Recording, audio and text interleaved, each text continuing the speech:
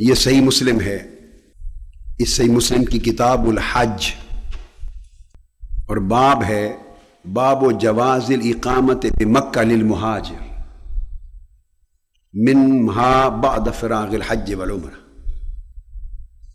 امام مسلم نے باب قائم کیا ہے۔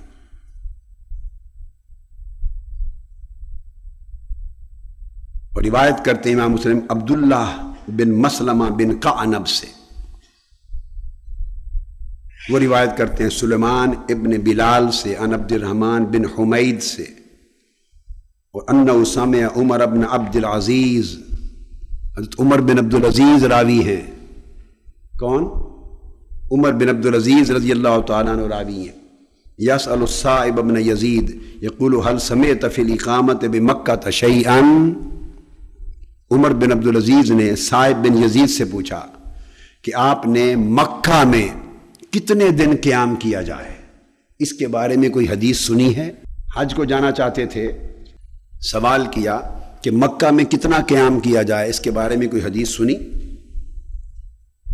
فقال الصائب سمعت العلاء ابن الحضرمی یقول سمعت رسول اللہ صلی اللہ علیہ وآلہ وسلم یقول، اب آقا علیہ السلام کے قلب اطہر کی کیفیت دیکھیے، یقول للمہاجر اقامت ثلاث بعد الصدر بمکہ کانہ یقول لا یزید علیہا۔ آقا علیہ السلام سے پوچھا گیا یا رسول اللہ جب کوئی حج کیا جائے تو مکہ میں کتنا قیام کریں؟ فرمایا جو لوگ ہجرت کر کے مدینہ میں آ گئے اور جن کو مدینہ نصیب ہو گیا، جو ہجرت کر کے مدینہ میں آ گئے اور مدینہ کی سکونت جن کو نصیب ہو گئی، فرمایا مہاجر کے لیے حکم ہے کہ حج کرنے جائے تو حج کر کے فقط 3 دن مکہ رہے، اس سے زیادہ نہ ٹھہرے، فوری پلٹ کر مدینہ آ جائے۔ آقا علیہ السلام کو گوارا نہ تھا کہ مدینہ میں جن کو سکونت مل جائے وہ مدینہ سے باہر زیادہ رہیں، خواہ وہ شہر مکہ ہی کیوں نہ ہو۔ حج کا فریضہ ادا کرو، 3 دن قیام کے فوری بعد مدینہ آ جاؤ، یہ آقا علیہ السلام کا فرمان ہے۔ اب بولیے، بعض لوگوں کو خیال آتا ہے کہ یہ اس کو بڑھاتے ہیں، اس کو بڑھاتے ہیں، حضور کی شان کو یوں کہتے ہیں، مدینہ کو بڑھاتے ہیں، مکہ کو ہم تو نہ بڑھاتے ہیں نہ گھٹاتے ہیں، نہ ہمارا کوئی حق ہے۔ میں نے تو آپ کو حدیث سنا دی ہے، صحیح حدیث بخاری کی اور مسلم کی، آقا علیہ السلام نے فرمایا۔ پھر اس کے بعد دوسری حدیث جو یحییٰ بن یحییٰ کے طریق سے امام مسلم نے روایت کی، اخبرنا سفیان بن عیینہ عن عبد الرحمن بن حمید، آگے عمر بن عبد العزیز رضی اللہ تعالیٰ عنہ سے آپ نے یقول لجلسائہ ما سمعتم فی سکنا مکہ، اپنی اہل مجلس سے پوچھا کہ تم نے مکہ میں سکونت اختیار کرنے یعنی حج پر جائیں تو اقامت کتنے دنوں کی جائے، آپ نے اس کے بارے میں کیا سن رکھا ہے حدیث رسول کا؟ تو علاء بن حضرمی نے کہا قال رسول اللہ صلی اللہ علیہ وسلم یقیم المہاجر بمکہ بعد قضاء نسکہ ثلاثا، کہ جب مہاجر، آپ دیکھ لیجئے باقی لوگوں کے لیے نہیں، جن کو مدینہ کا قیام ہی نصیب نہیں ہے وہ جتنے دن چاہیں ادھر رہیں، مگر فرمایا جس خوش نصیب کو مدینہ کی سکونت نصیب ہو گئی اور وہ ہجرت کر کے آ گیا، اب مہاجر مدینہ اب حج کرنے جائے گا تو ادائے فریضہ حج کے بعد 3 دنوں سے زیادہ ٹھہرنے کی اجازت نہیں ہے، پلٹ کر میرے مدینہ میں واپس آ جائے۔ یہ آقا علیہ السلام نے اس کا سبب بیان فرمایا، ایک یعنی اس کا سبب کر رہا ہوں کہ کیا وجہ ہے ایمان سمٹ کر مدینہ میں کیوں آئے گا۔ آقا اہل مدینہ سے فرما رہے ہیں کہ حج کر لو تو 3 دن سے زیادہ مکہ بھی نہ ٹھہرو، واپس مدینہ آ جاؤ، کہ ایمان کی حفاظت جو وہاں ہے وہ کہیں اور نہیں ہے۔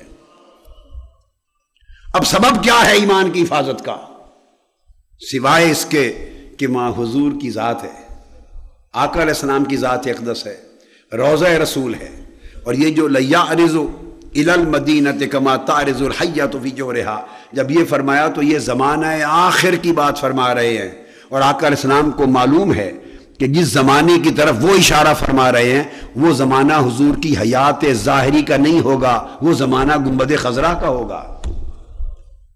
اس وقت تو مزار اقدس ہوگا، حیات ظاہری تو نہیں، اب تو مزار اقدس ہوگا۔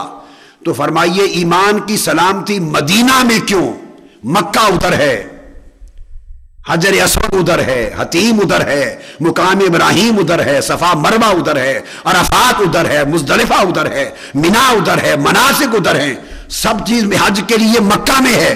ایمان کی سلامتی مدینہ میں کیوں؟ ادھر کیا ہے؟ مدینہ میں کیا ہے؟ کوئی تو سبب ہونا چاہیے اس ایمان کو بچانے کا، ایمان کی حفاظت کا۔ مدینہ میں سوائے دربار مصطفیٰ کے اور کچھ نہیں ہے۔ پتہ چلا کہ ایمان کی سلامتی حضور کے قدموں کے ساتھ متعلق ہے صلی اللہ علیہ وسلم۔ ایمان کی سلامتی وجود مصطفیٰ سے ہے، ایمان کی سلامتی مزار مصطفیٰ سے ہے، قبر انور مصطفیٰ سے ہے، دربار مصطفیٰ سے ہے۔ ایمان کی سلامتی کا سبب ہی مدینہ رکھا، اور مدینہ میں حضور کی ذات کے سوا اور ہے کیا؟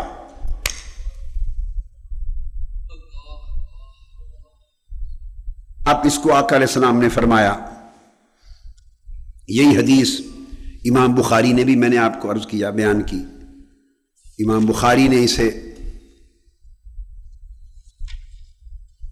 ابراہیم بن منذر اور انس بن عیاض کے طریق سے روایت کیا، عن ابی ہریرہ ان رسول اللہ صلی اللہ علیہ وسلم قال ان الایمان لیعرض الی المدینہ کما تعرض الحیۃ الی جحرها، متفق علیہ حدیث۔ اب اس کا سبب کیا؟ اس کے سبب میں چند احادیث کا مطالعہ کرتے ہیں۔ فرق یہ ہے کہ آقا علیہ السلام نے مدینہ کو اتنی اہمیت کیوں دی؟ دونوں کا ایک فرق ہے، اور فرق یہ کہ حضور علیہ السلام نے ارشاد فرمایا، سمیت، روایت ہے امام بخاری بیان کرتے ہیں عبداللہ بن یوسف کے طریق سے، حضرت ابو ہریرہ رضی اللہ تعالیٰ عنہ کی روایت، سعید بن یسار بیان کرتے ہیں، یقول سمیت ابا ہریرہ رضی اللہ تعالی عنہ قال یقول قال رسول اللہ صلی اللہ علیہ وسلم امرت بقریۃ تأکل القرى یقولون یثرب وہی المدینہ قال رسول اللہ صلی اللہ علیہ وسلم تنفی الناس المدینہ تنفی الناس کما ینفی الکیر خبث الحدید۔